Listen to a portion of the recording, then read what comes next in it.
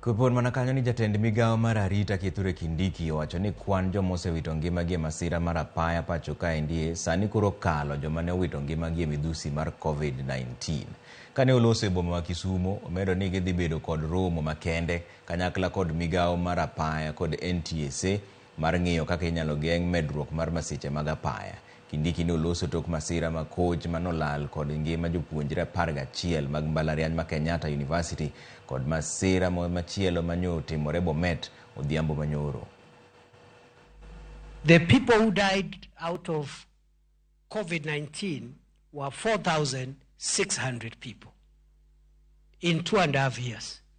Yet, in 1 year alone, 4,000 people are dying out of traffic accidents, meaning this problem of road traffic accident is worse off than even serious epidemics like COVID-19. And therefore, I have had a discussion this morning with my counterpart, the Cabinet Secretary for Transport.